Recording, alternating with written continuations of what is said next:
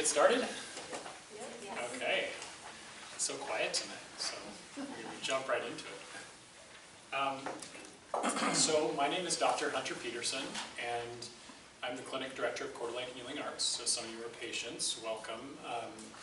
This is Open Forum, a monthly chat we have here, first Wednesday of the month at 6:30 every month. I come with a health topic prepared to talk about, but it's also an opportunity for dialogue. So this is really a great time to talk about any questions health related. And I welcome this to not just be a lecture, but more of an exchange. So interrupt me, raise your hand, and let's kind of take the conversation anywhere you would like it to go.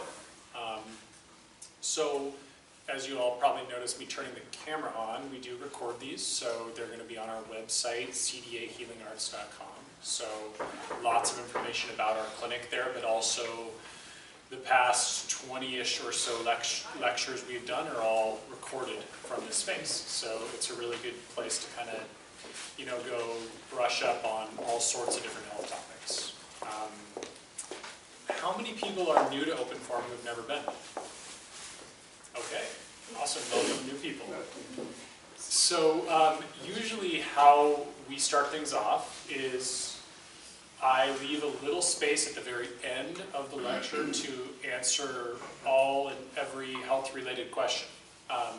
So I wanted to know if anybody came in with any specific type of questions that I could get up on the board and we could circle back around to. Does anyone have a question to start off with? Yes. Well, I was drawn to this because I had trouble sleeping. And okay. So maybe I get some more answers. Yes, you will definitely, I hope, get plenty of answers in that regard, or at least deeper understanding. So we'll be covering in detail. Yes? I have a problem sleeping due to my eczema. Okay. So just because I feel like I'm scratching all night, Okay. So I don't get deep sleep because of that. Okay, and maybe a question then is approach to understanding and treating eczema? Or, I mean, is that kind of what the question you're aiming at there? Well, no, I just was wondering if there's other people that have problems with that Oh. too as well. Yeah. I mean, certainly one thing I won't be covering in detail is, physical, structural, or other health or medical conditions that cause sleep issues, because that's a pretty individualized question. And ultimately, it's really relating to treating the underlying medical condition that is what's, going to impact the quality of sleep related to it. So I was going to say I could kind of speak briefly to kind of some of my approaches to treating eczema in the sense of understanding how that could be resolved and then not have it interrupt your sleep. That makes sense. Yeah. Yeah, Paul? We have several family members that are snorers, and I wondered if you could talk about that as a part of sleeping. I'm happy to include it as part of the discussion because it's a good question. I'll also include a little section of snoring and sleep apnea. Totally. Yeah, Jacqueline. How do you feel about chiropractic? Chiropractic? Sure. Yeah, I'll talk about chiropractic.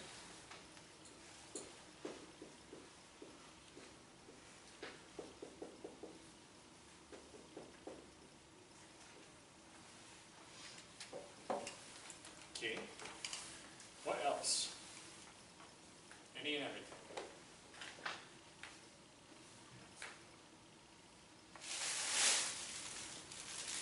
Okay. And I can ask you more questions. Sure, I mean, I can put them up on the board if you have more to ask. I was just talking to somebody that I met in the store the other day, and she's going for surgery for gallbladder and had it removed and had stones and all that. So I referred her to you, but can you talk about maybe some of that? Okay. Gallstones or whatever. Yeah. Or what you could do. Gallbladder problems. Yeah. Yeah. It's probably the term of what she has is inflammation of the gallbladder, so that's cholecystitis. It's like obviously surgery is very invasive, so Yeah. just removing it can't be the answer. Yeah, we would hope that that would at least be a last resort. Yeah. Yeah, I can talk a little bit approach to in management. Yes? I physically don't relax. You know, it's not about having stuff running through my head, all that kind of thing. It's actual physical.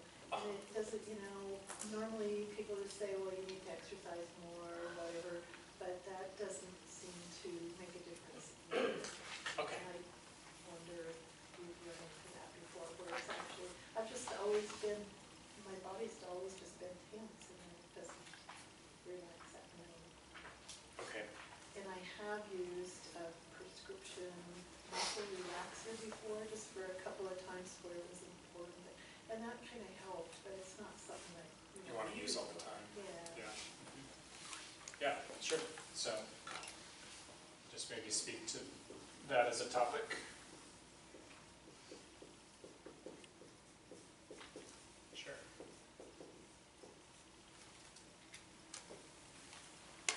Any others? Yeah.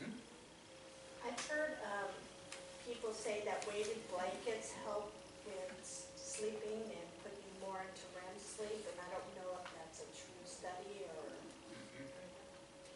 I think it's a really individualized question. Oh, is I it? think based on my patient population, some people don't want a single bit of cover on them to sleep well, and some people like lots of cover on them. So Okay. I don't think you could generalize that totally. Some people are really hot sleepers, some people are really cold, some people like to be really bundled, some people don't. So I think that's more of a preferential thing versus a one way or another, one size fits all. Yes? Can you recommend any apps that do a good job of tracking your sleeping? Sleep apps. There's a few that I know of, and they're getting more and more advanced. A lot of these smart watches and smart kind of fitness trackers are the ones that I work off of the most in terms of recommending to my patients, other than getting into the realm of sleep studies. So in terms of an actual phone that does that, is that what you're referring to? Phone, an iPad, a watch, what have you? Yeah. Yeah, it's hard for me to think of how a phone could accurately track your sleep if it's not relating to your own physiological markers in some way. Although technology changes rapidly. So the new Apple Watches have some pretty advanced functions around sleep tracking, and Fitbits are okay in that realm too. Those are the two that I have the most experience with. Fitbits are a lot more cost effective to use.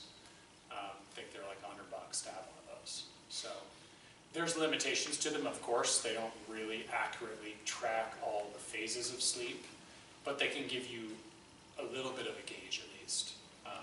So they're better than nothing if you want to really assess in some crude way. And then there's doing sleep studies, which there's several methods to do those by in-home versus inpatient. Those usually require, physician, referrals. But those would be more when there's a real concern about something like potentially like sleep apnea. Yeah, other questions in terms of just overall health-wise? Doesn't have to be about sleep.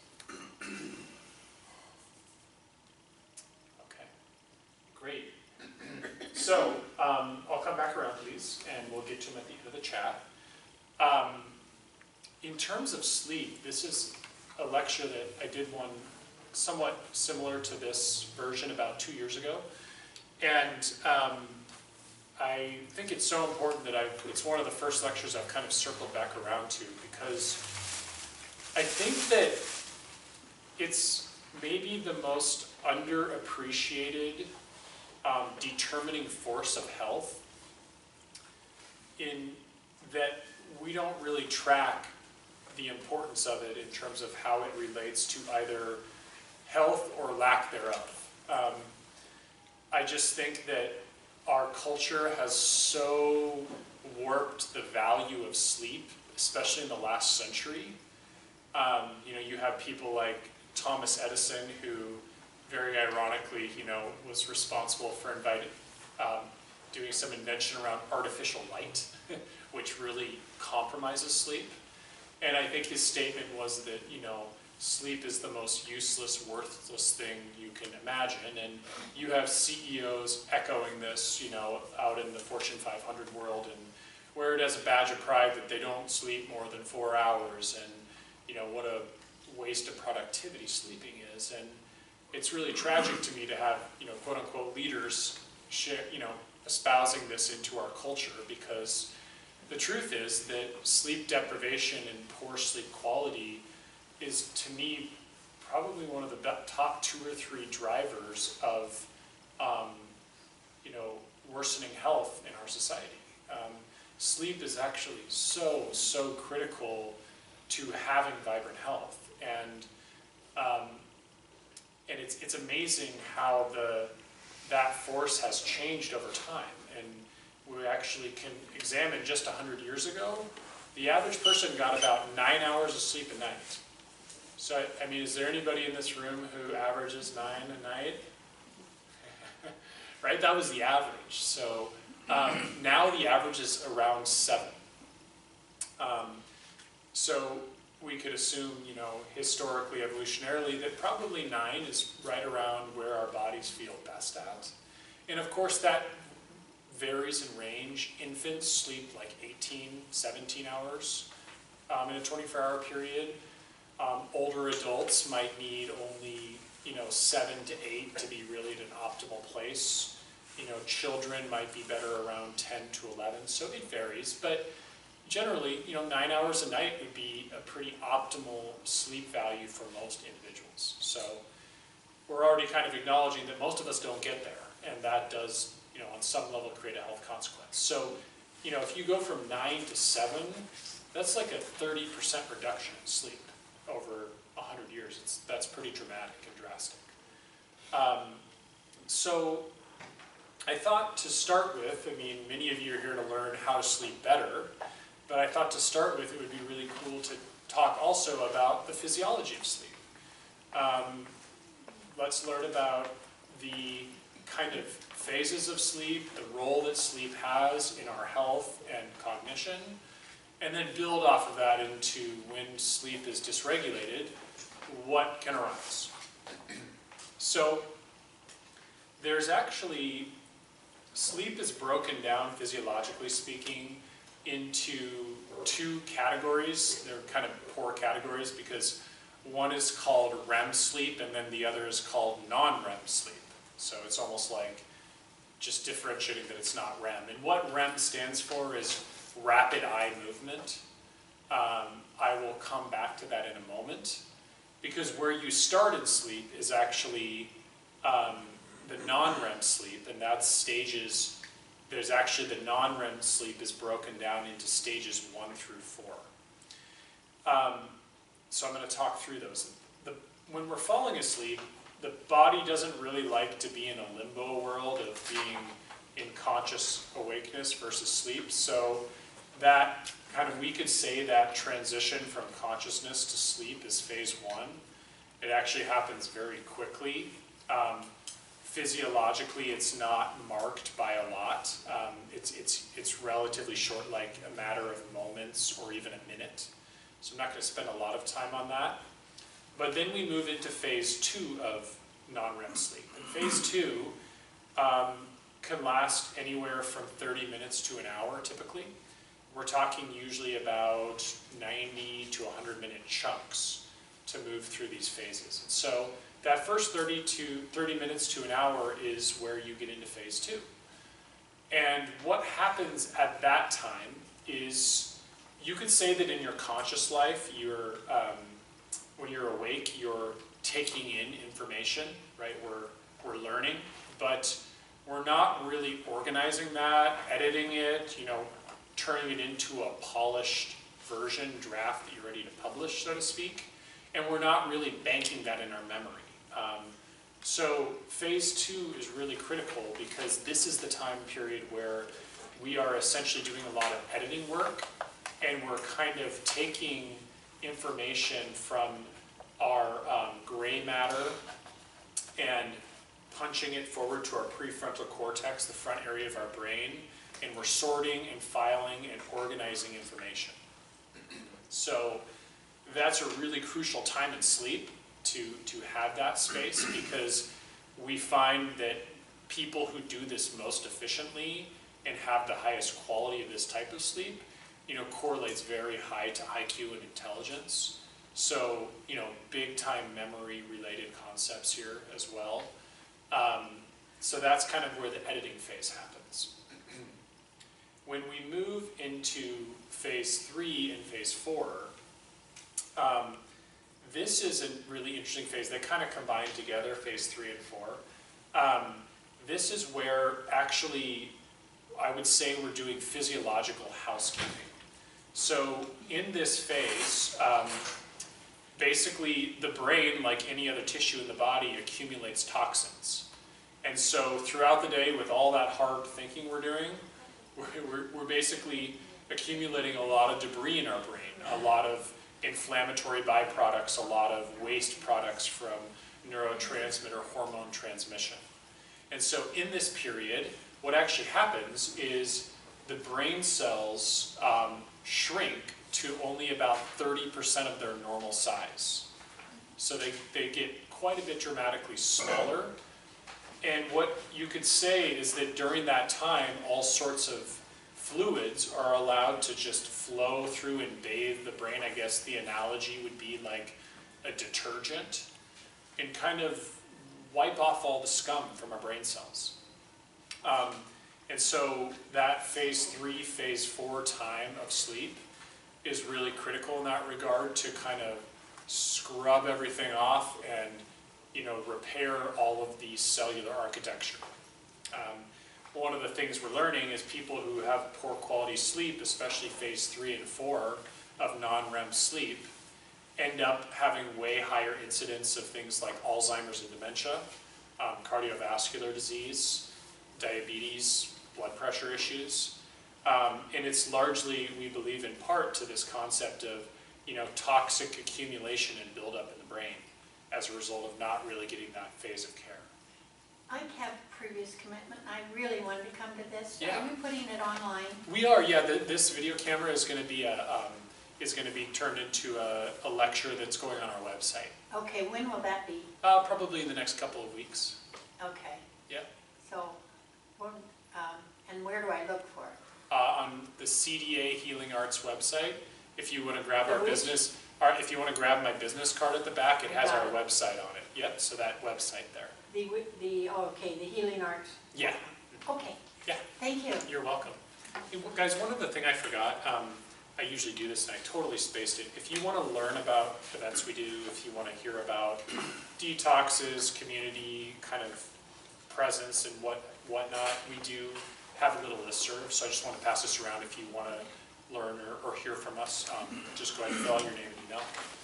Yeah, check. How long do you keep the sessions on your website? Indefinitely. Oh, Yeah, good. they're there for good. So, Going yes. back to this REM thing. Yeah. How long is that phase, or non-REM? How long is? Yeah, that phase typically lasts anywhere from about 30 to 45 minutes. So that total is about 90 minutes to 2 hours for this whole non-REM sleep. And interestingly, in phase 3 and 4 of that sleep phase, the body basically goes into a state of paralysis. Everything gets really quiet, and your voluntary muscle control shuts down, and the only real main physiological action of going on is your breathing. So everything gets kind of almost paralyzed in that phase of sleep. Yeah. Sorry, which phase is the? That's the phase 3, 4. Oh, phase 3 gets paralyzed? Yeah, phase 3, 4 of non-REM sleep. When you start getting like the weird thoughts that don't make sense but aren't quite agreeing, Yeah. what phase is that? Well, that's actually going to be REM sleep, so that's what I'm going to jump into next. Yeah. Yeah, so kind of any questions so far about non-REM sleep and kind of some of the stuff going on there? Just want to give a little flavor of some of the physiology here. Okay.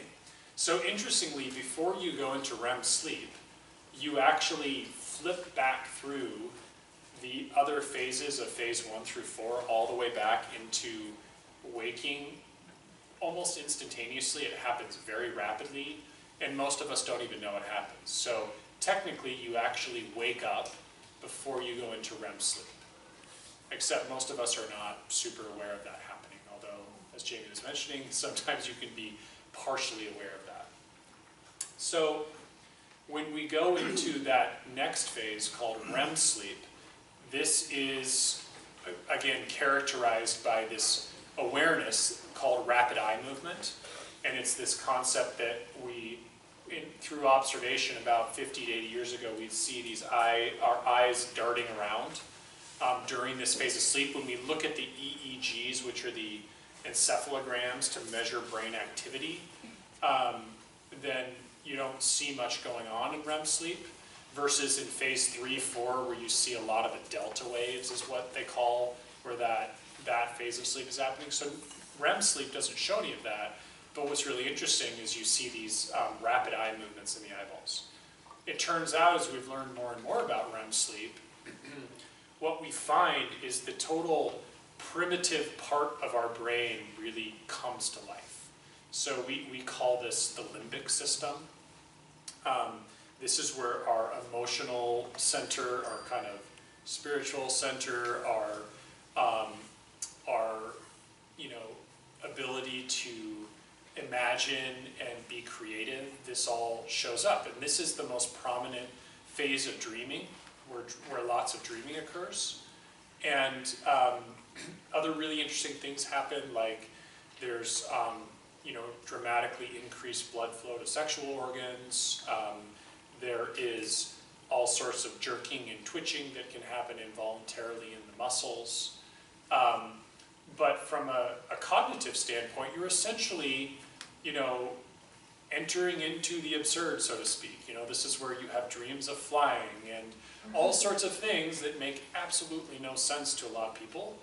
And, depending on your perspective as an expert or specialist of where you come from, you can say, oh, well, that's totally random and has nothing to do with anything.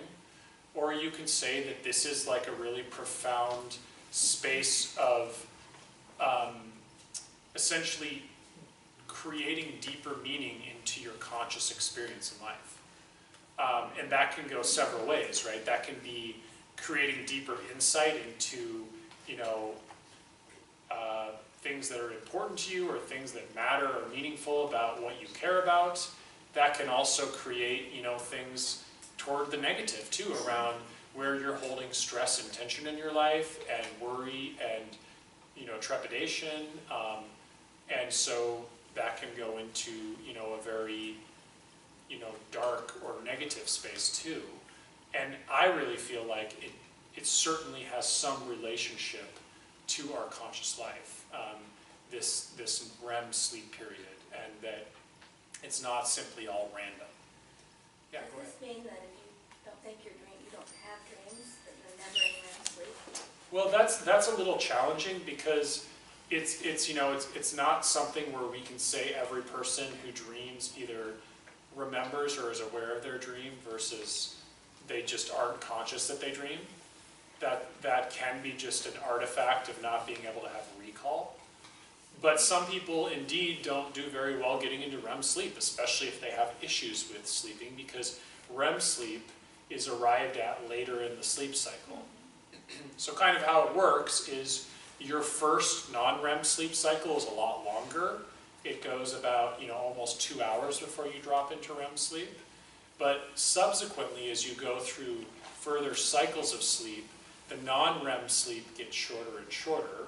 Still, relatively speaking, is about, in total, 70% of sleep.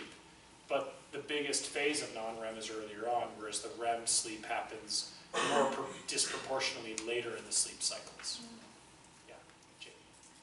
Okay, so I'm trying to understand your timing phases, Yeah. because every day I take like a 20 minute to an hour nap. My body wakes itself up when it's done.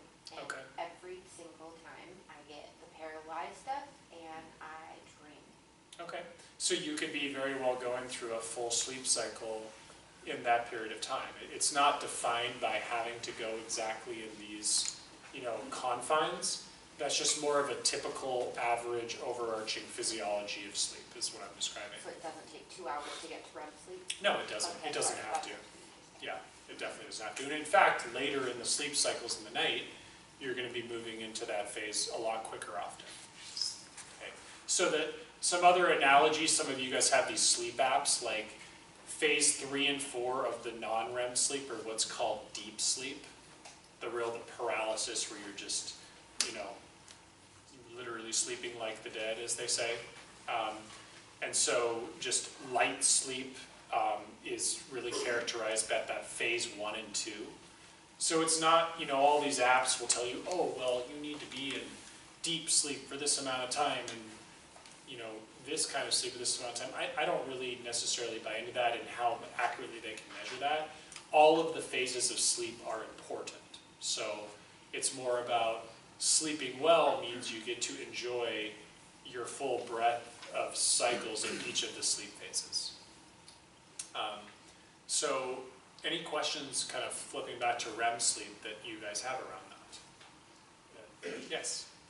I have a Fitbit, and sometimes I'll track my sleep, and I have horrible sleep habits.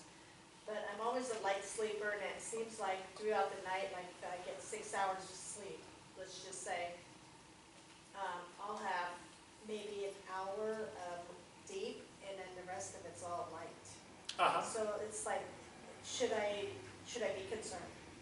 Yeah, well, again, I think there's some levels of limitation to those sleep tracking apps because, there's no way that they can be gauging your physiology accurately. The only way to do that is to strap really expensive devices to your brain and monitor that part of things. So I wouldn't get too worked up about it. The way that I gauge sleep quality is by talking with my patients about the nature of their sleep clinically, as well as correlating that to their, overarching health. And, energy levels are particularly something that I'm quite interested in, how people feel when they wake up and what their specific sleep habit is like, and have that be described to me. That's more meaningful to me than someone showing me their Fitbit app and saying, oh, I'm only getting an hour of deep sleep. Yeah. Okay, so I don't want to emphasize those tools as critical to understanding how good or poorly sleep is happening. I think duration of sleep overall is the most important feature. Yeah. Any other questions about REM sleep or the sleep cycles kind of in terms of non-REM as well? Are you going to be talking about naps, or should I ask that? Yeah, napping is, a reasonable question. I think that, my feeling about naps is that as long as naps don't interfere with your rhythmical sleep-wake cycle, they can be really helpful. Is there magical numbers at like 20 minutes or 30 minutes or 3 hours? I think it's really individualized to a person's body. Some people get really disoriented and their sleep cycle gets really thrown off when they nap. Some people feel great doing it and it feels really restorative. So it just really, that's such an individualized question. What I would advocate is that, getting enough sleep at the beginning of our lecture, right? 8 to 9 hours would be ideal. If napping helps get you there, that's awesome. So you can chalk it up to that for 9 hours? Yeah, you could add that to it. Although I will say a quick caveat that, again, napping on the whole doesn't allow you to cycle through, if they're shorter naps, through all those phases of sleep as efficiently. So arguably, the balance of the types of sleep is not going to be quite as high of quality. So say I wouldn't recommend someone, sleep in 3-3-hour chunks. I think it would be way more physiologically optimal to sleep through one solid duration than split it all up. So there's nothing like when they say it's like it messes with your circadian rhythm or whatever when you don't sleep, like when you have short naps or you... Well, that's why I said naps are great as long as they don't disturb your regular sleep-wake cycle. So if you're, really distorting your circadian rhythm, which is, circadian is 24-hour rhythm, because of napping, then they can be problematic. Yeah. So how does that work at night then if you wake up a couple of times at night? Does it, I mean, where does that put your count at for, like, let's say you take a running start and the whole chunk was like 9 hours, but you woke up like 3 times for like 10 minutes, maybe less. Yeah. Again, I don't get too concerned when they're very short disruptions of actual waking. The issues I find with most of my patients clinically is, wakefulness throughout the night that is of longer duration. I find that to be much more problematic. Someone getting up to urinate and getting back in bed and falling asleep within a couple of minutes, I think that has very little impact on the overall sleep-wake cycle. Now, if you're getting up to urinate 5 or 6 times, that's a little different, okay? So it's all about, it's not just a generalization that just because you're peeing and you fall asleep quickly, that's always fine. If you're waking up many, many times, then that's definitely going to disrupt your sleep quality. But generally speaking, yeah, if you are able to fall asleep fairly quickly, then I don't see it as a problem disrupting all those sets of sleep cycles. And then what is it when, like, I can do this weird thing sometimes where it's like, I go into the paralyzed mode and I'm dreaming, but it's almost like, it's really hard to explain, my ears are still completely usable, and it's like I can be listening for my kids while still dreaming and in the paralyzed mode. Yeah, so there is physiologically some evolutionary tendencies that we have evolved and adapted because, naturally, if we have a, inconsolable crying infant or child, or we have a predator approaching us, we want to be able to kick ourselves out of these sleep modes quickly. And that is a human adaptation that is necessary. So probably part of what you're experiencing there is that even almost some level of consciousness around that. And that's pretty normal feature of human physiology. Might still be. I don't think it's disruptive to your sleep. So the thing that really comes up around that, right, is like, unfortunately now we're in this society, in this environment, where we have all sorts of things disrupting our sleep in terms of what evolutionarily were very few and far between. We have sirens, we have ambient noises, we have TVs, we have lights, we have all this chronic stress in our lives of things that we're like dwelling on and thinking of that, instead of acute stressors like, oh, I gotta run from a tiger and that happens, once a month, or go kill my prey. Now we have chronic stress where we're always really worried about things, whereas that's not really an adaptation we're really evolved for. So you can see how this has really started to throw a wrench in sleep quality. So like, when I talk about sleep, which I do with every single patient of mine, whether it's a new patient or a follow-up visit, I want to know about sleep. And what comes up a lot is, the two big issues that I see is falling asleep and staying asleep, right? That's really what arises. And I think these issues of how we trigger ourselves into a stress state is a big issue for a lot of people. And so I want to spend quite a bit of time talking about that tonight. But that's, a premise of our evolution and our current culture and society that I think is really problematic for why we don't get great sleep. Beyond just not valuing sleep itself, which is what I spoke about earlier, that a lot of people simply think, oh, yeah, I don't only need to sleep 5 hours a night, I can get by. And it's okay to wake up feeling exhausted and having to drag myself out of bed. That's not how I should feel. So there was one other question, I think. Did I catch it? Yeah. Go ahead. Yeah. What about when you do get up to urinate and then Yeah. you don't go back to sleep? That happens to me also. Where Yeah. maybe you wake up. Well, that's that second scenario I described of problems staying asleep. Yeah, so we're going to talk kind of about that concept for sure. Right?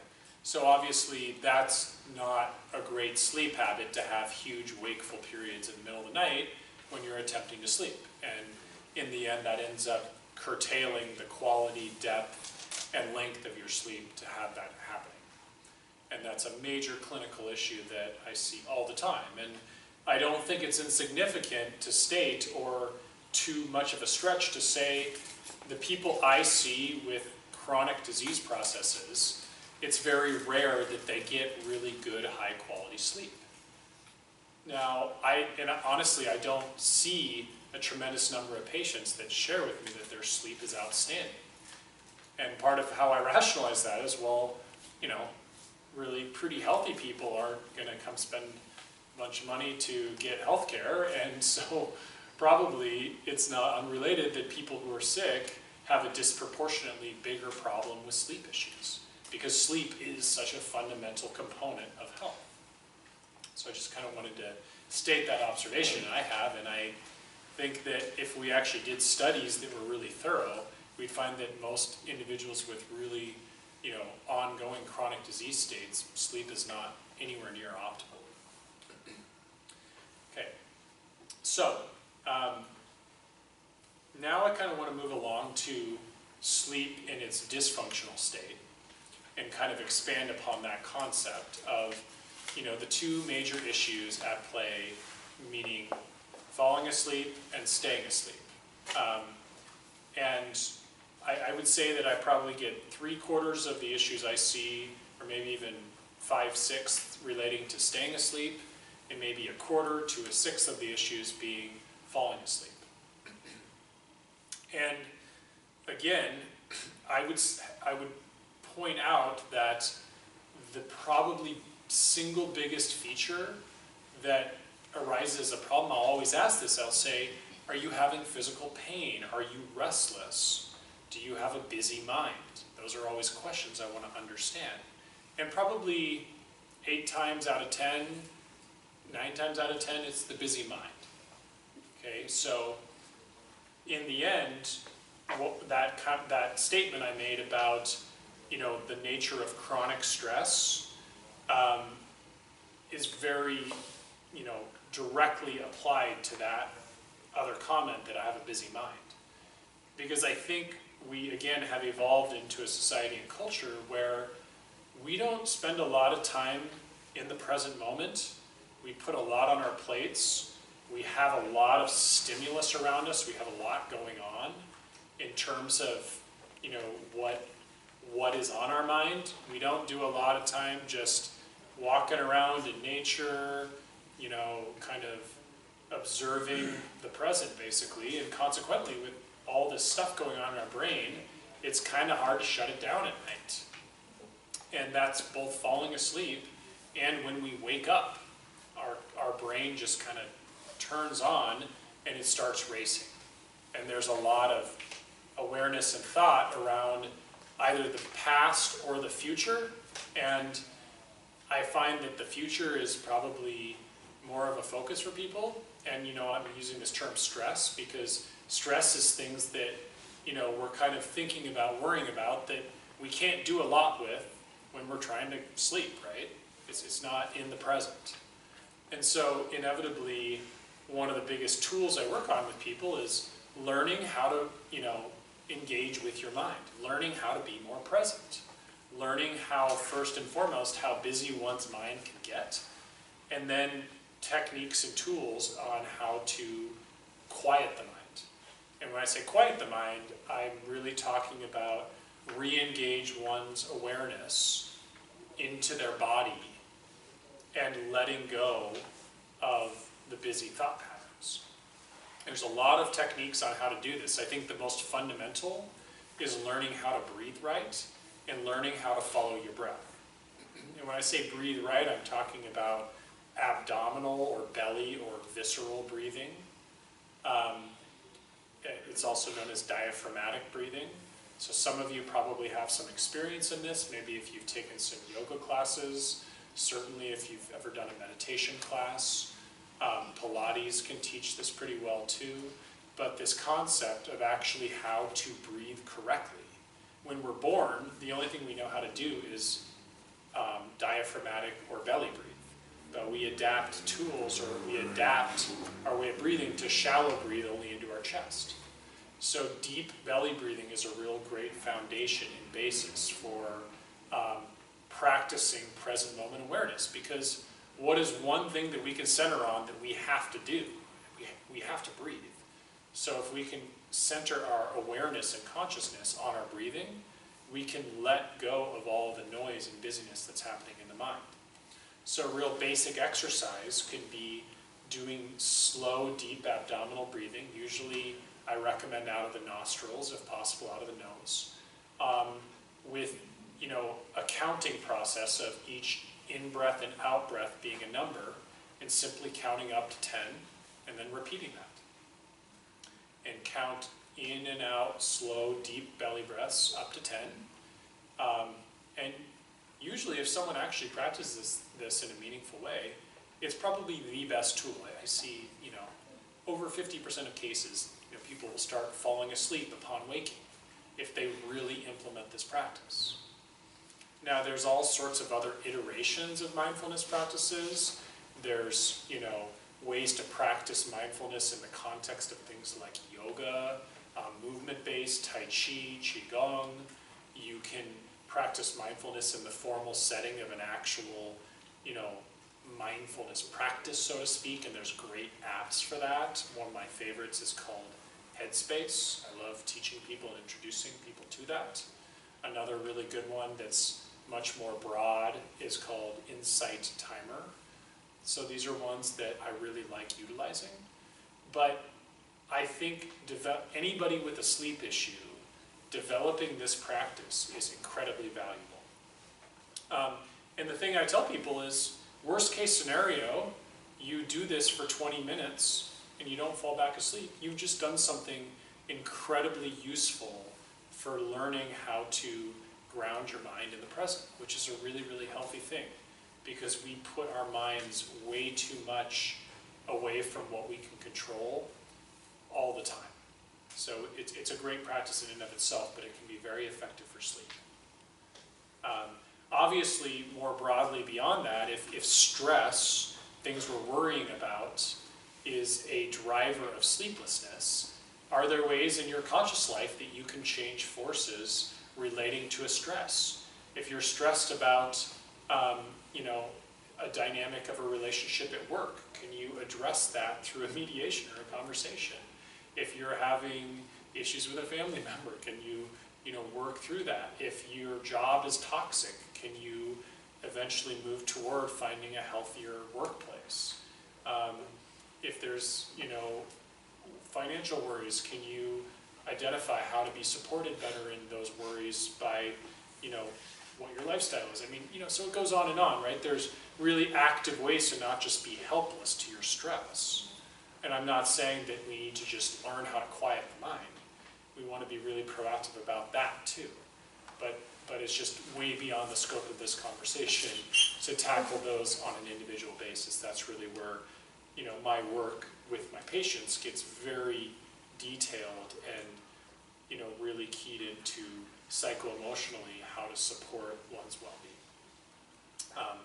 So I kind of mentioned that first and foremost because honestly, it's really the biggest force I find to be most problematic in most individuals' sleep-wake cycle.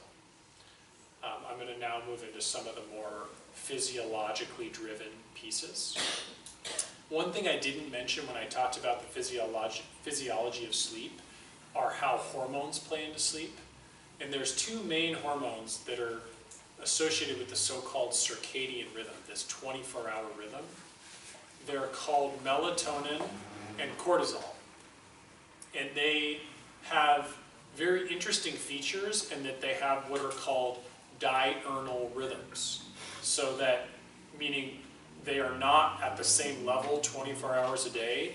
One is very high in one part of the day and very low in the other part of the day, as is the other, and they actually opposite, or they mirror each other opposite. So typically how it looks is cortisol is the hormone it has many physiological roles, but one of its roles is to help wake us up in the morning.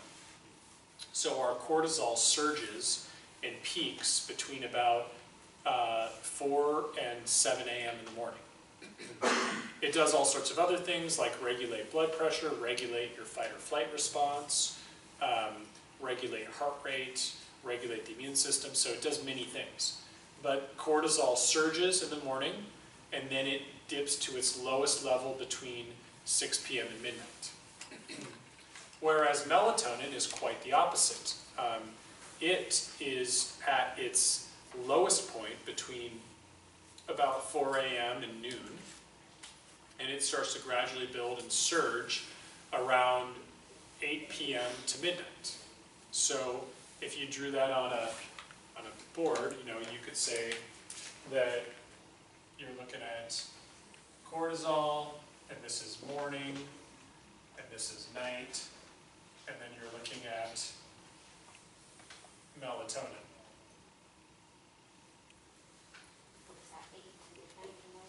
Yeah, morning and night. So just to kind of basically visually represent it. But yeah, so these hormones can play a role in sleep dysfunction. You can get inverted curves here where melatonin is either not spiking well at night or cortisol is shifted in its rhythm so that it spikes more at night. And I can actually test for these. So I'll look at cortisol levels a lot to see when there's sleep issues, to see morning and nighttime cortisol, if that diurnal rhythm of cortisol is juxtaposed or flipped. And sometimes we see that, and there's lots of tools which I'll speak to a little more of a little later, that we can help to shift that rhythm. One of the biggest things that shifts that rhythm, that diurnal rhythm of those two hormones, is artificial light. And we're especially now in an age of these blue lights from LEDs. And blue light from LED is one of the most powerful shifters of these signaling pathways. So what happens is when we are exposed to artificial light, then through our retina, the pineal gland, which is a gland that secretes these hormones, is stimulated. So the pineal gland, in stimulation from artificial light or the sun, stimulates the pathway that turns on cortisol. Okay, so ideally in normal physiology, when the sun goes down, there's no more stimulation of the pineal gland, and that triggers the kind of secretion of and the production of melatonin. So with all these blue lights we have, we're creating a major issue there, and consequently we're pushing this rhythm, this diurnal rhythm, very artificially in kind of our modern culture. Yeah. You said it's the strongest light is the blue. Is the blue from the LED? Because I find I get migraines from LED lights. We have like 2 in our house and I can't turn them on. Yeah. Yeah, and some people will experience stuff like that. So we find that the red LED lights are a lot less stimulating the pineal gland. So now, if in the world of optometry, for example, you can buy glasses that are, screening all the types of light out but the red LED, and you can also put screen covers on your computers. So we're catching up to recognize how not good this is for our health.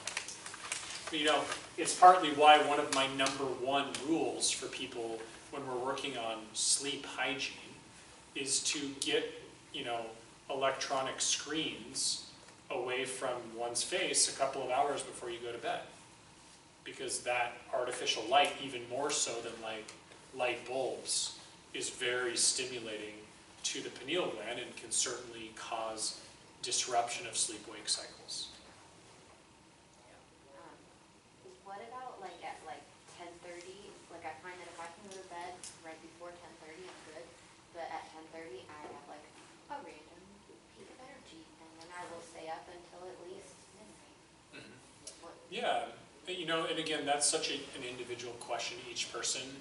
I can't totally speculate as to what's going on physiologically, but it's very possible that you might be getting some sort of hormonal stimulus happening once you push beyond a certain like set point or signal in your body that says, okay, now I need to stay up and be alert. But I can't speak directly to it. Isn't it kind of the general second wind to it? Yeah, you could call it that, but physiologically it's hard to state exactly what might be going on for you versus someone else.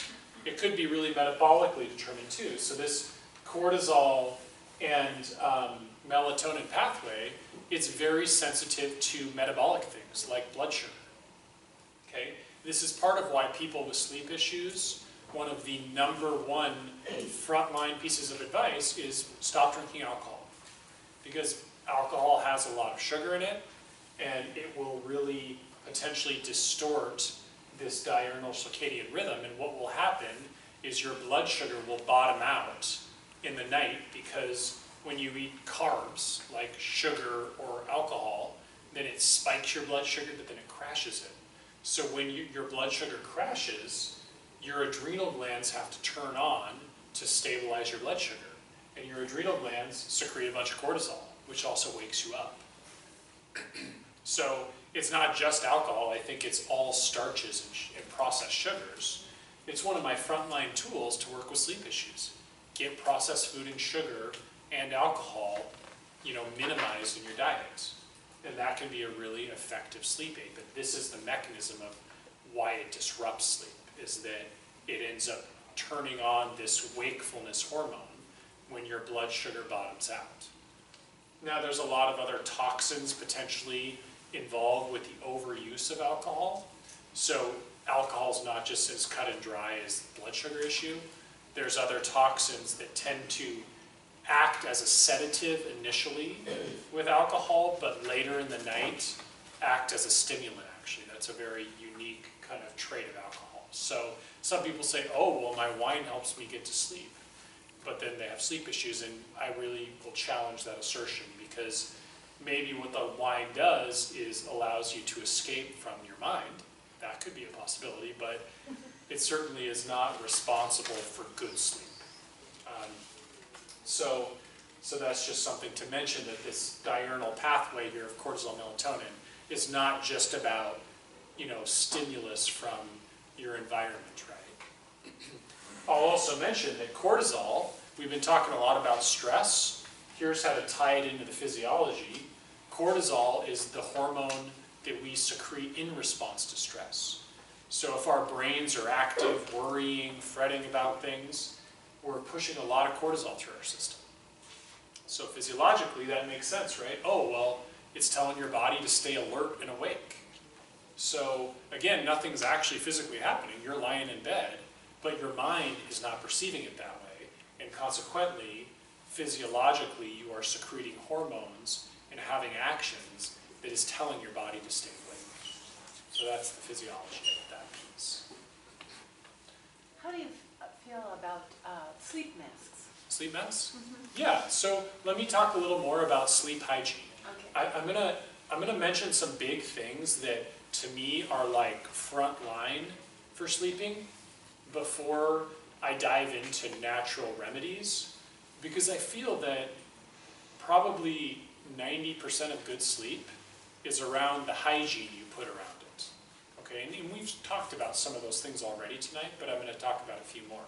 So sleep masks kind of falls into one of those categories, which is, and it actually has to do with this whole pineal gland thing, stimulus. The concept there is that if we have any sort of ambient light hitting our eyes, even with our lids closed, some of that's going to get through, and some of that can potentially trigger a wakefulness cycle mediated through these same pathways. So kind of sleep-proofing your room would involve either getting blackout curtains so that it's truly dark in your room. It could also involve wearing an eye mask. So I like to do both, especially on the weekends when I'm trying to get my body to cheat out of its cycle and sleep a little more in the morning. But yeah, I think sleep masks can be great for that. And just finding a good one that's comfortable and really blocks the light is really helpful to assure that you're not stimulating any of the wrong pathways by light. It's also why I tell people when they go to bed, have a little, like really dark, if you need to pee, have a little dark night light in your bathroom or something. Something really mild where you don't need to turn any lights on to, you know, urinate before you go back to sleep, because that can trigger all these pathways to turn back on. So kind of doing that kind of sleep hygiene is important. And for the same reason as the visual, remember our senses, our fight or flight response is very sensitive to noise too. So noise can be a real big player. And I'm always really a big fan, if people are particularly sensitive to noise, to consider the use of white noise machines. And I don't necessarily mean the ones on your cell phone that you stick your cell phone right next to your head. Talk about that in a second. But I kind of mean like, you know, various, you know, white noise machines you can buy on Amazon. I really like one called Dome, D-O-H-M, that is just a really, it's not as electrical. It actually has a vibratory frequency on it. So some people really do well with white noise machines. If there's ambient city noises, also just complete silence works really well too if you don't happen to have loud pets and, you know, things around to disrupt you. So that's something to really think about for sleep hygiene. On that same vein, I just said pets, right? It's okay, are there things that disrupt your sleep? I mean, some people really pointedly say, oh, well, yeah, if it weren't for my dog, then I would sleep fine. Or if it weren't for my spouse who snores horribly, I would sleep fine. So it's like, oh, okay, well, that's something that we really got to look at then, if you're having an environmental thing really disrupting your sleep. Someone mentioned eczema, right? Or, okay, so there's other medical conditions underlying that we may have to address first. But from a noise perspective, you know, you may have to make a hard and fast boundary around having, you know, rules about pets. Or I've even seen some people, because I feel that sleep is so important, that if there is like a sleep apnea machine or a really bad snoring issue, I may actually recommend that couples sleep separately because of how critically important sleep is, and that just we've done everything else and we kind of can't make it work with that kind of disruption for lighter sleepers. So, of course, another tool along those realms that you can try first is earplugs. You know, just like an eye mask is good for straining out light, earplugs can help for straining out noise. So, you know, that's always a good option too, to play with and see if you do sleep better if you find yourself being awoken by slight noises.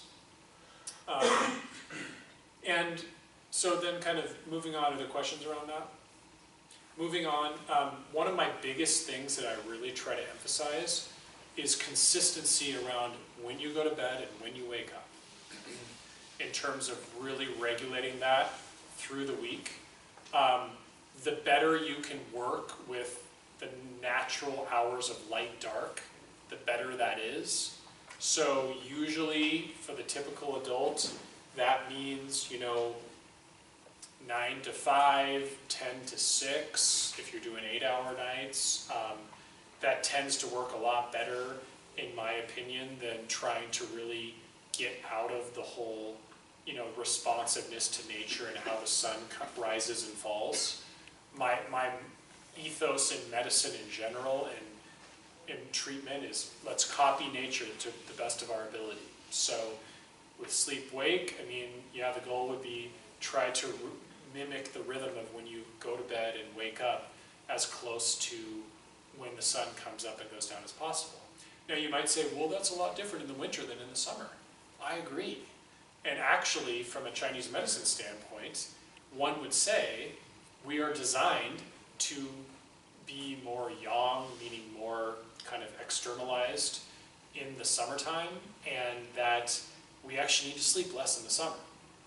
So the caveat to that is you gotta pay the piper somewhere, right? So you have to make it up in the winter. So it's entirely appropriate that you may balance out to doing pretty okay with, you know, 7.5 hours in the summer, but that's with the assumption that in the winter you're gonna sleep 9 to 10 hours. And most of us don't do that, right? We use a lot of artificial light, and our busy lives continue in the winter, and we don't sleep more. So that's just a quick statement to make there, is that it would be great if we all lived that way, and then we could really go more with the sun's rhythm in the different hemispheres, but But I think generally speaking, you have to make it up somehow, and most people don't have lifestyles that do that. Yeah.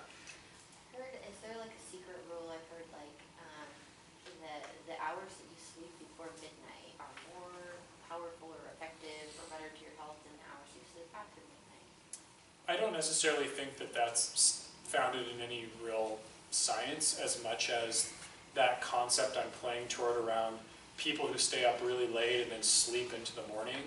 I definitely think that that doesn't, provide for the ideal circadian rhythm copying of nature, and so consequently the quality of that sleep is not as high. Because of the light? I just, partly because of the light, partly because I think you're disorienting just from what a natural circadian rhythm is. And it's not to say that you're missing phases of sleep or anything, but you're really, shifting your body off of a normal clock, and that's generally not easily tolerated. And if you sleep 8 hours and you usually go to bed at 10 and wake up, whatever, 8 hours after that is, if you went to bed an hour later, would it be better to wake up at your same time the next day or to sleep an hour later? I think that's dependent. Obviously, being as rested is what's critical. The kind of point I was beginning to try to make is that the goal would be to try to stay really consistent with your hours of sleep. People will say they can make up on the weekends, but all the science hasn't really borne that out, that actually is true, that we can really regain what we've lost by depriving ourselves on sleep during the weekdays. What we can say is that napping a little bit on the weekends might be a little bit more effective to that nature. So most people find it very frustrating to stay up later on the weekend and then sleep in later. It's really hard to do because our body doesn't like to do that. And so it kind of is unfortunate in a culture that values, nightlife and, socializing, especially on weekends, later at night, to really have that work well with the physiology of sleep. I know that's one thing that frustrates me, is that, my body doesn't like to wake up at a different time. So the idea there is to try to keep your hours of sleep as consistent as possible. And if you can't do that, then try to make up a little bit for it with naps. And if your body will let you, which few people will, but some people, their body seems to do really fine with actually sleeping in and doing that with high quality of REM and non-REM sleep. Yeah. Somebody that's works the graveyard shift there, and their weekend is kind of messed up. That is the the pinnacle of how you can dysregulate sleep from that nature of work. It's very impactful to my patients' health that I work with who work those types of jobs. And the hope is always that it's a temporary way of living, not a long-term way of living, because it's not a healthy thing to try to shift your sleep schedule so profoundly back and forth like that. So sleeping, falling asleep, waking up at the same time 7 days a week if you can, that's advisable if possible. I'm going to speak to exercise, how incredibly helpful it can be for sleep. Often underappreciated as a simple cure for sleep issues, especially the people who will talk about either pain or tension. Someone asked about physical tension in their body. One of the first things I would look at is, how well are you exercising? Because exercising can really release a lot of that neuromuscular tension. It doesn't have to be vigorous exercise. It can be hiking, walking, yoga. It can be intense exercise. Timing-wise, I feel like, better earlier in the day, but as long as it's not right before sleep, I don't tend to find it to be problematic. And actually, some people who like to do very gentle restorative yoga or stretching before sleep, or meditation or something like that, actually it can be helpful for sleep. So exercise to me very critical, very important. Duration isn't that important. Depends on the intensity. So I could do 20 minutes of rowing at a pretty high clip and feel like I got a really good workout, or I could go on a walk for an hour and feel like I got kind of an equivalent workout. So it's very divergent there, but point is, you know, our ancestors were moving in motion 12 to 16 hours a day.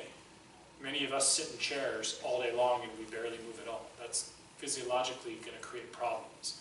And one of the problems it creates, I think, for a lot of people is sleep issues. And kind of, you know, talking about physical activities, for a lot of people, in terms of a physical release and an emotional release, sex is a great thing. So I won't shy away from recommending that be more regular in someone's life if there's really sleep issues, and some people will report to me that that can be very, very helpful to quality and depth of sleep. So I think, you know, all things are on the table when we're working with a sleep issue, and that's another real physical plane issue that can be very helpful. Another thing to look at is meals and meal timing. So I really one of the fundamentals, I really don't like people to eat less than 3 hours before sleep time. The bulk of the real energy intensive part of digestion happens in the first 3 hours, 3 to 4 hours. So if we're doing big heavy meals late at night, close to bedtime, it definitely can be a player in sleep quality.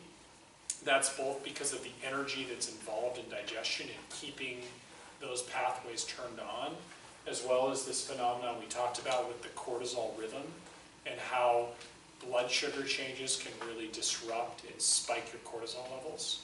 So, and ideally your evening meal is one of your lighter meals too, which is very counterintuitive to American culture. But if possible, I'm always advocating that piece. And of course, the content of your meals. If you're eating a bunch of starches and sugars and processed food, it has a huge potential to impact your sleep. A lot to do with this concept around blood sugar that we've been discussing.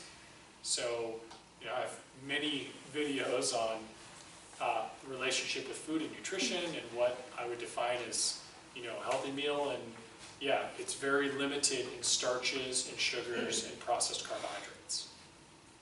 Okay. What else in terms of sleep hygiene? I really am not a fan of electromagnetics in the bedroom. I think no one should have a computer or a cell phone in the place that they sleep, ever really. Certainly around times they're going to be close to bed. So aside from advising people get off of TVs and laptops and tablets and phones a couple hours before bed, I'll often make sure to recommend that none of that stuff is anywhere near where you sleep. You know, I think alarm clock is okay, like an old-fashioned alarm clock. But I would try to keep the electromagnetics to just that, because those phones project all sorts of electromagnetic frequencies. And believe it or not, our bodies are composed almost entirely of electromagnetic resonances, right? That's how our cells communicate. So when we're putting these devices right next to our bodies and pumping them into our brains and tissues, it absolutely can have a big impact on sleep cycles. So that's, if you're in a bad habit around that, I would highly recommend you have a conversation with your sleep mate and get those out away from where you sleep. Yeah, Jack. So is there no safe distance, or I've also heard to put your phone on airplane mode? Yeah, you can put it on airplane mode. That improves that, but it doesn't take it all the way away. So airplane mode would be better than, you know, not having it active. But again, why bother if it's in airplane mode? Have it around you anyways. So. Well, I like to have the phone near my bed in case I get sick in the night or something. Emergency. Yeah. Well, I think you could, you know, keep your ringer on and keep it in the next room where you could still hear your ringer if something were to come up. I mean, I'm on call for my patients, so I keep my phone out of my room, but I can sure hear it if it goes off in the middle of the night. So, yeah, I mean, of course, everyone's going to be different in what they apply, and if they sleep great with the phone around them, I guess that's not the end of the world. But it's just, again, when we're going over sleep hygiene, these are the basics to cover. Yeah. What are recommendations on some foods that may have some kind of like sleep aid in them, or? Yeah, Besides processed foods, you Yeah. know, and stuff. green tea has L-theanine in it, which is one of the sleep aids I'll mention. Meat has, you know, a higher proportion of tryptophan in it, which is one that I'm going to talk about. Okay. Yeah, so those would maybe be a couple I think about. What about a handful of almonds? Yeah, I mean, just in terms of a good blood sugar balancer, yeah, but it's not like a food. I would never recommend that as a food to eat. If I know one of my patients has really significant blood sugar issues, we may talk a little bit about bedtime snacking while we're fixing their blood sugar issues, but not as necessarily a long-term solution. Yeah.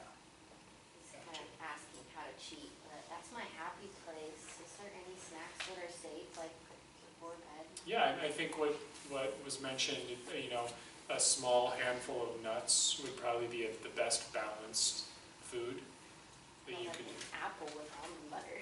Yeah, well, it's the same concept. Almond butter is a nut butter, and there's a little bit of sugar in apples, but not significant. Okay, cool. Yeah.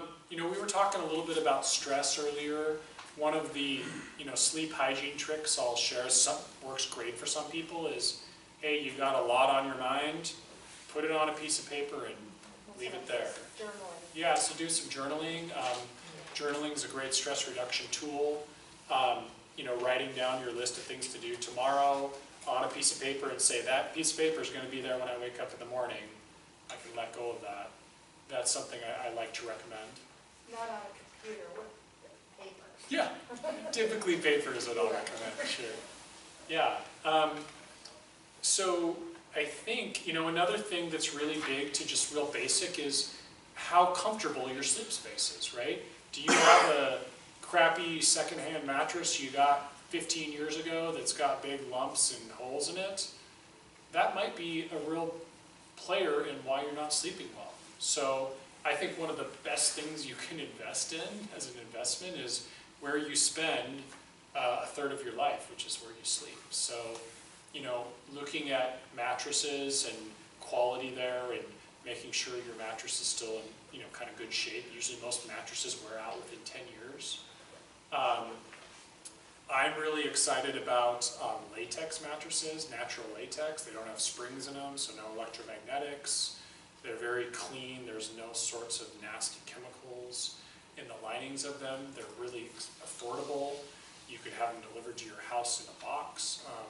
So I'm a big fan of latex mattresses, and I've been sleeping on one for a couple of years, and I love it. But you know, that's an example of a place where, yeah, what's your bedding? What's your sleeps? Actually, what you're sleeping on like, and is that comfortable? Do you have a brand name suggestion? Yeah, I think it's just called Sleep on Latex, which is the most commercially available one that's most accessible cost-wise. I think a queen's like $800 for one, which is really reasonable for a mattress. So anyways, just a thought to make sure you're looking at the actual materials you're sleeping on. And I think that I covered most of my sleep hygiene topics. Yeah. Is it true about lavender fragrance, like in the room or something? Yeah, well, let me get to some of the stuff. And so now I'm going to really talk a lot through actual treatments, strategies, and I'm going to go from the least invasive to the most invasive. I would consider the most invasive, you know, drugs. And I don't prescribe drugs, so I'm not even going to really talk about those. Except I will mention that people sometimes will ask, well, what if I just take Ambien or Lunesta and, you know, that gets me to sleep? Well, yeah, interesting though, if we actually do EEG, if we actually do brainwave measurements and monitor those whole physiological cycles of sleep, turns out those drugs aren't so great. They don't really move us through those phases of sleep in any sort of resemblance of what normal sleep physiology is. And we're seeing all sorts of side effects around them too, which basically means other effects of the drug. So when my patients come in on drugs for sleep, I definitely say, hey, you know, what would sleep be like if you weren't taking this drug? And that's their baseline. Okay, well, we got to work on this, or at some point, you know, depending on where their health is at and what the priorities are. But sleep meds can cause all sorts of issues. And so generally, a lot of the work I do with people too is they've been medicalized into drugs as the only way they can sleep. Let's get a good foundation around your health, get you to a place where we can work you off of this drug without, having you go insane from not sleeping. So I'm not going to talk a lot about the drugs, how I wean people off of them, the differences between the different drugs. I mean, it's kind of out of the context of this conversation or the scope, but that's just what I'll say about the actual prescribed sleep drugs. Now there are some over-the-counter ones that you may think just because they're not prescription, they're healthy and safe. A big one is Benadryl, or any sort of allergy medication, or Tylenol PM, which has Benadryl in it. I'm really leery of those two, and we're seeing all sorts of long-term health effects now emerge from ongoing use of those medications. Dementia issues, gut issues, cancer issues. So those aren't so safe either. And so just because it's not prescription does not mean it's safe. Okay, any other questions about the med side, the drug side? Okay. So, really fundamental basic sleep tools. I guess I will talk first about external treatments that aren't putting things into the body. So I'll just start with lavender, because lavender is, one of my favorite kind of first line tools. Lavender is an incredibly calming, relaxing, what's called sedative or hypnotic. Hypnotic is sleep-inducing herb. And lavender smells wonderful, and therefore it can be used topically or in an aerosol. So a lot of people are into diffusers with essential oils. Diffusing lavender can be a great idea for sleep. You can actually take the essential oil and just drop a couple of drops right on your pillow. You can take a little lavender packet and stick it under your pillow.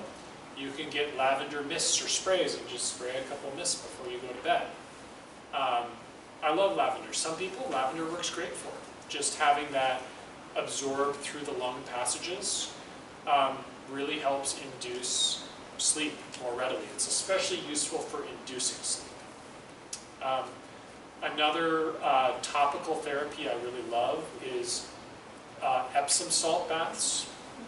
Epsom salts, magnesium sulfate, magnesium being the key word there, and I'm going to talk about oral magnesium in a second. My number one tool for sleep is magnesium.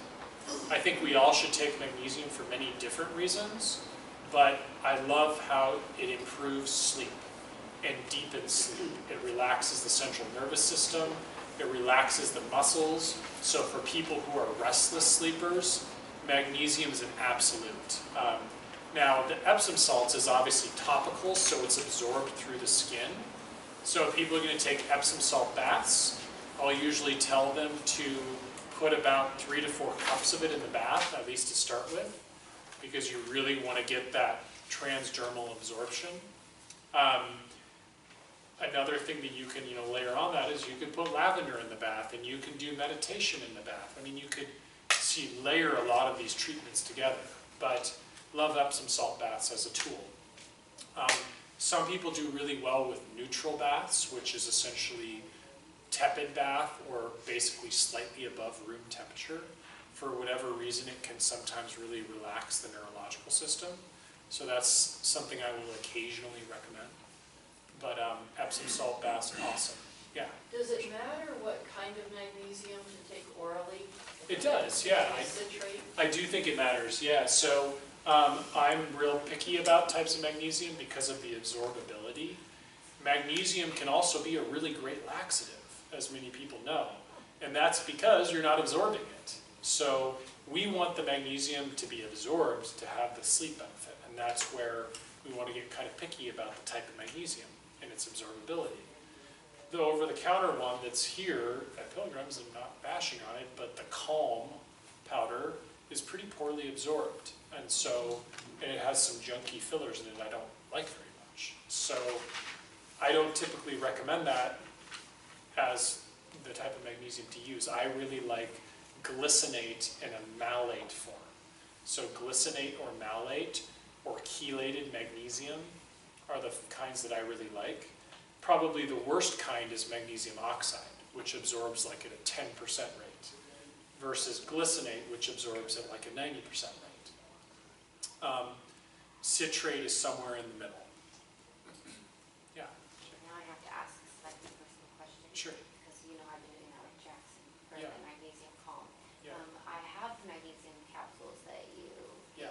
Can I Well, just pop those open and dump them? You could. We actually have recently brought another formulation into the clinic that's a powdered magnesium, because I thought, you know, I'm always prescribing magnesium to kiddos, and I'm bummed that Calm is not my favorite magnesium, so I've actually recently sourced one that's really good that I like, called Alka Calm.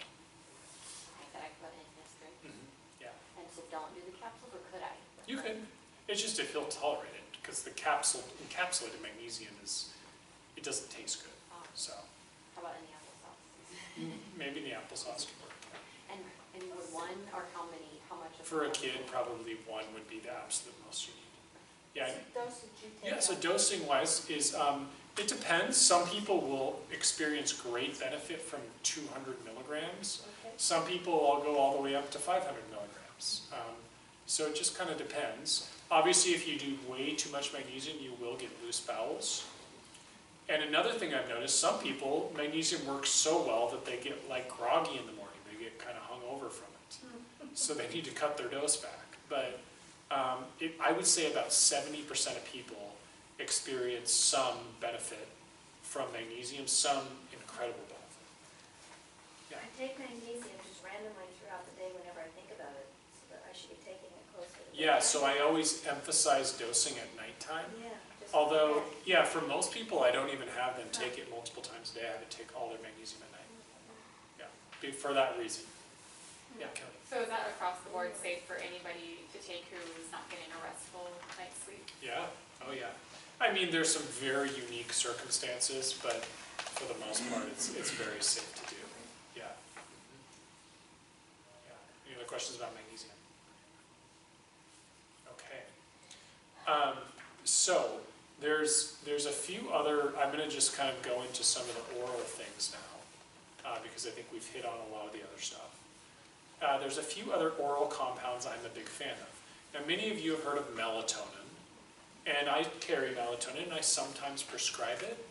I would be very careful about doing really high doses of melatonin. Melatonin is a hormone, and when you get into those really high doses, like above 5 milligrams, it begins to have a much more drug-like effect and alters physiology. So the most I'll ever prescribe of melatonin is 3 milligrams. However, you may have said, I've tried melatonin, it's not really that helpful. I don't find it to be that helpful for people either on the whole, that's why I don't prescribe it much.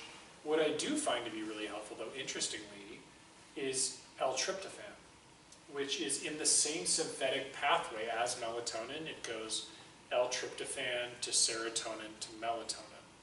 And I find L-tryptophan does a lot better for people. Now, you also have to be thoughtful about the other actions of L-tryptophan. It's also an antidepressant, so because it hits the serotonin pathways. So for a lot of people, they're dealing with sleep issues and mood issues. And I like L-tryptophan for that reason, because it kind of hits both sides of it without creating a habit-forming effect. So, you know, that's one that I really look at when I want to work on these pathways and kind of hit the melatonin pathway as a really useful tool there. And the dosing that I'll usually prescribe, I'll usually start at 1,000 milligrams. Most of the time, the therapeutic dose ends up being 1,500 milligrams, and I'll go all the way up to 2,000 for L-tryptophan. And usually in a capsule version is how I do that. Yeah. And this is about the oral, but I was just wondering about like your oxygen in your house. Like, do you use like the vaporizers or humidifiers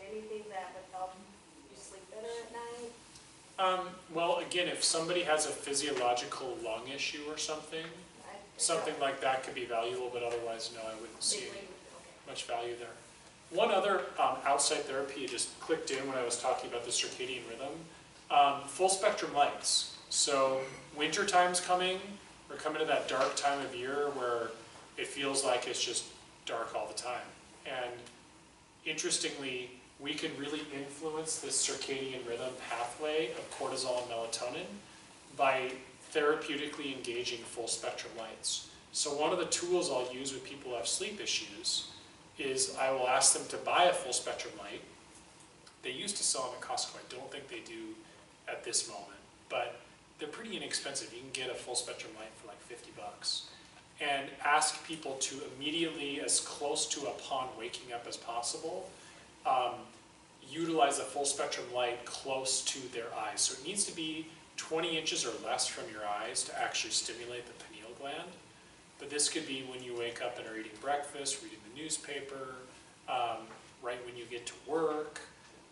Getting that full spectrum light in somewhere in your direct line of vision. You don't want it behind your head, it's not going to work that way. It has to stimulate the pineal gland within 20 inches for at least 20 minutes a day in the morning, right? We don't want to do this before bed, right? That's going to turn cortisol on at the wrong time. But for some people, I've really seen that help reset their circadian rhythm more effectively. What if you had an activity to do that you need to stay awake for at your tiredest low point in the day? Would that be a good plan? You could, but I guess I would just try to muddle through because I wouldn't really want to reset my sleep-wake cycle for future days. So it only resets, it doesn't just kind of wake up? Yeah, it'll help reset the pattern of it, which is good for some people who don't, who have trouble waking up and trouble falling asleep. It can be a tool that helps from the opposite end of the spectrum. Everyone's so focused on trying to fall asleep, whereas if we can wake up more efficiently, it can often help us fall asleep better too. So another tool that I like to use a lot is botanical medicine. So there are a few herbs that I'm a really big fan of, and you can get these in various different blends. Many people have heard of valerian. So valerian extracts can be very useful. Hops can be very useful. Kava can be very useful. Passionflower, lemon balm. These are good hypnotics, as they're called, meaning sleep-inducing herbs. You can find various proprietary formulas of those herbs out there. Oftentimes they'll have a little magnesium in them, and they'll have this other compound I mentioned earlier, theanine, which is kind of a calming neurotransmitter type of inducing. It's an amino acid. That's not an herb, that's an amino acid, but you can take theanine. Some people find good benefit from that. So I don't have a particular dosing that I'm going to recommend you with all those different herbs, but just to say that you can obtain products and formulations that have some of those herbs in them, and some people seem to respond very well to them. Are there any other herbs out there that people are wanting to mention or recommend? Okay. Yeah, so things to look at. Additionally, I really like homeopathic medicine for sleep. There's actually a formulation that's over the counter, they have it here at Pilgrim's, called Calms Forte, and that can be a really good one. I especially like that one when you deal with sleep disruption and waking in the middle of the night, asking individuals to dissolve 2 tablets of that under their tongue. Calms Forte, it works great with kids. Kids do really well with homeopathics, but it works great for some adults too. So that's something you can do. I also will individually prescribe homeopathic remedies for patients and find those to be very helpful to sleep. That's beyond the scope of this presentation because homeopathics are prescribed on a very individual basis. So I can't really speak directly to which homeopathics are the best for sleep. What else could we talk of sleep aids? I talked about the herb kava. I really like a proprietary formulation that medically extracts the active ingredient in kava. If you take too much crude herb of kava, it can hurt the liver.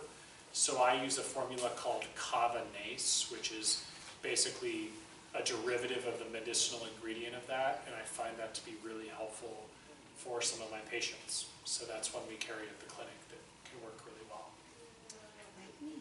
Yeah. Yeah, so I'm trying to think of other nutrients that I use. And again, what I like about these nutrients is that they don't cause side effects. They don't alter your physiology in a really profound way.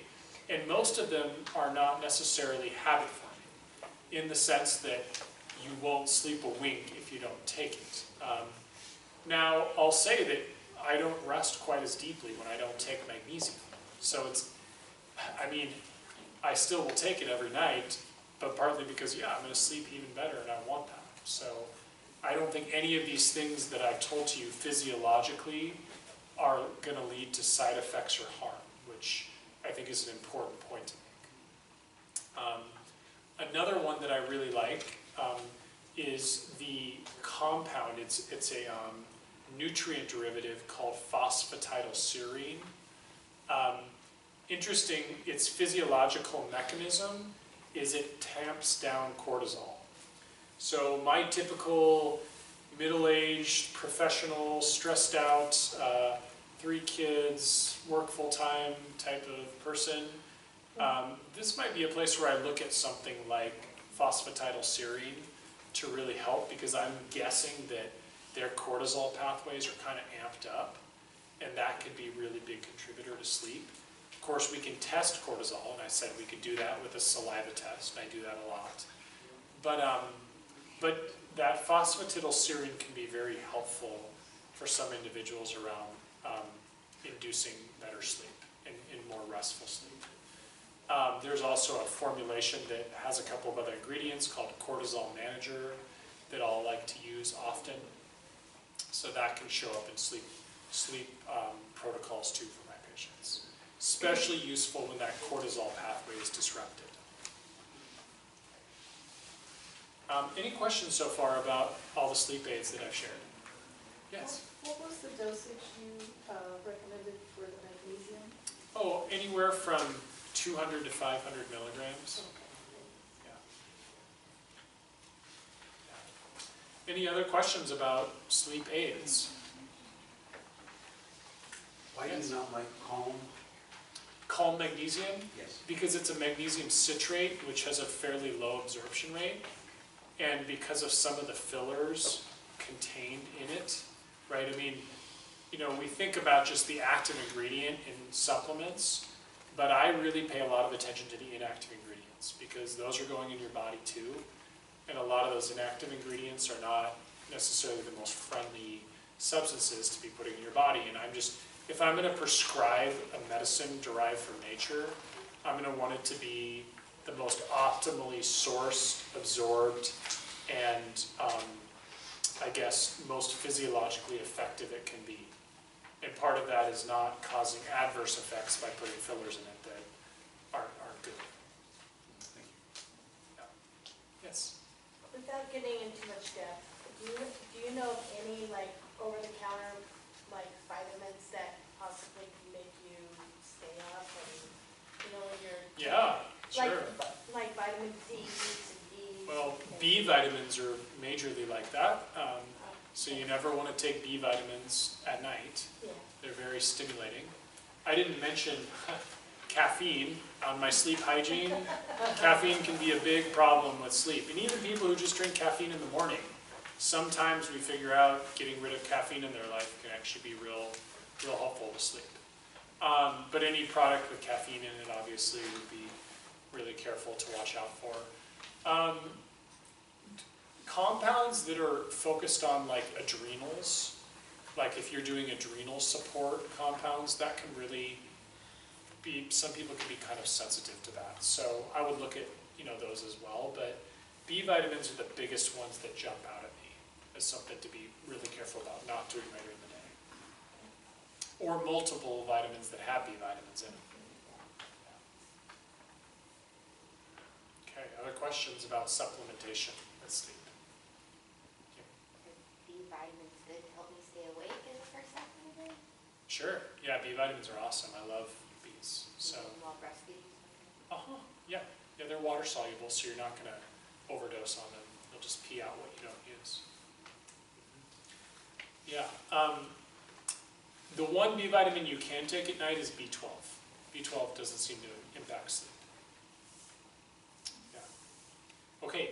Now, there were a couple of questions about snoring and kind of some of those elements, and I wanted to just mention in relation to snoring, sleep apnea. It's a massively underdiagnosed disease. Sleep apnea is the concept that you're arresting your breathing throughout the night. So you're not actually moving into any of these phases of sleep because you pop into wakefulness. Except the problem is you're not conscious. You know how I said, like, before we go into REM sleep, you pop back into wakefulness before you go into REM, but we don't really know it. Well, people with sleep apnea, a lot of them don't know it. They'll be popping into wakefulness constantly throughout the night and not know it. And there's two types of sleep apnea. There's central and peripheral. Central sleep apnea is about 5% of people or less that have sleep apnea, and it is completely, it's part of the central nervous system. The brain stem is really where that comes from, and it's not really related to lifestyle in any way, shape, or form. And people with central sleep apnea pretty much have to use a sleep device. And I've never really been successful at treating central sleep apnea and resolving it. So that very small percentage of people, you're kind of stuck with a sleep device like a CPAP, which is basically something that forcibly pushes air into your lungs, and it's kind of a mask that's a machine that you have to wear. The other type of sleep apnea is called peripheral sleep apnea, and that is very much lifestyle derived. And the number one driver of that is, well, number 1 and 2 is obesity and inflammation.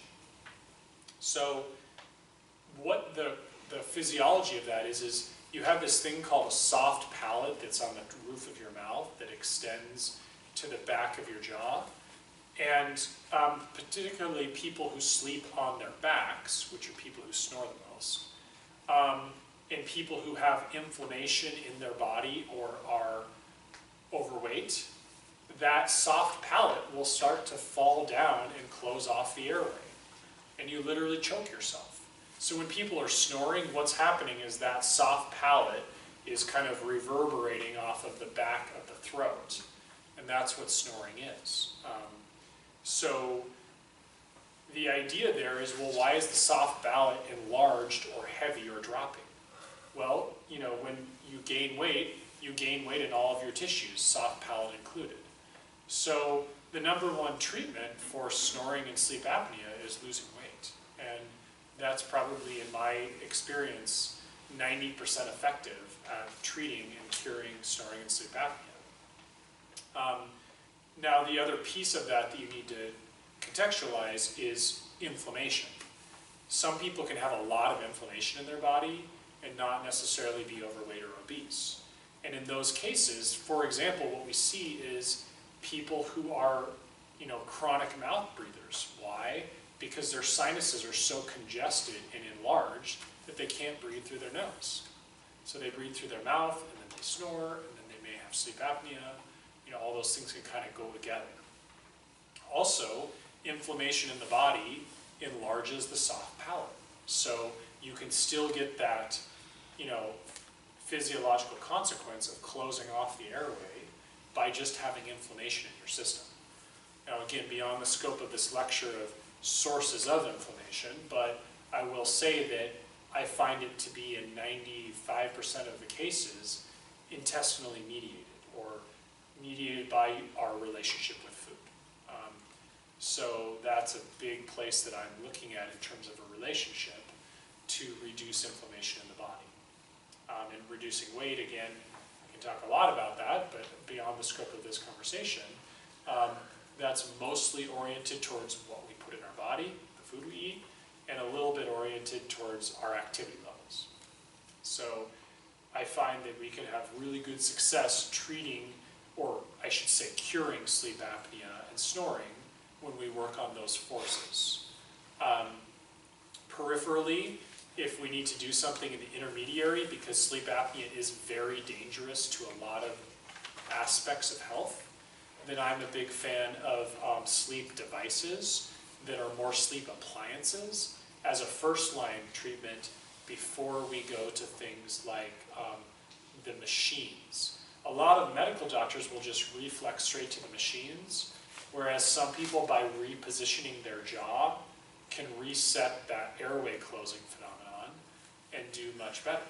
So there's actually a dentist that specializes that in the area that I work with, specifically for that purpose. She also will send out her home sleep study devices, which I think are great if we're really have a suspicion of sleep apnea.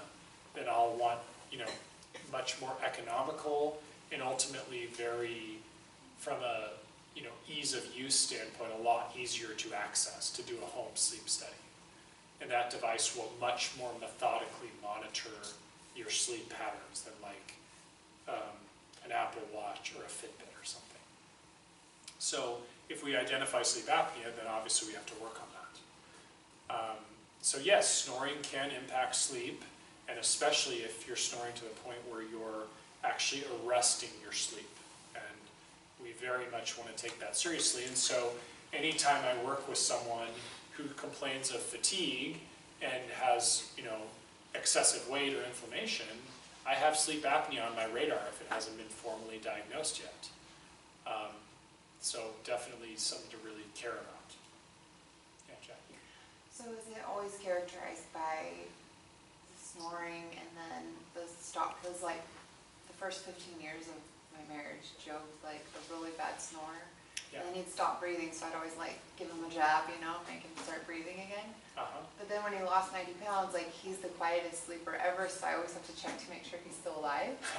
So am I like, is it safe to say like he's He cured? doesn't have that. Yeah, he is. Okay. So I'm like, is he just not breathing and I'm not hearing it now, or good? Probably. Yeah, he'd probably just breathing really lightly, Okay. in that state of sleep, for sure. Stressful. Yeah. Yes? Can you give the name of the dentist? Yeah, her name is Erin Elliott. Oh, okay. Yeah, she's in Post Falls. Yeah. So Jeremy has always had that too, but he doesn't have any of the things that you said, but it's mostly just when he lays on his back, like this, and then he'll do wake up and roll over on his stomach and he's usually good. Yeah, and in that case, if they roll over and don't come back to their back, that's probably not an issue, right? Maybe you fall asleep on your back just because that's how you fall asleep and you get, rolled over, but it's the people who are perpetually waking up where this is really an issue. Even if they're on their stomach or any direction? Sure, yeah. I mean, it just most commonly happens with people who sleep on their back because the soft palate closes a lot easier to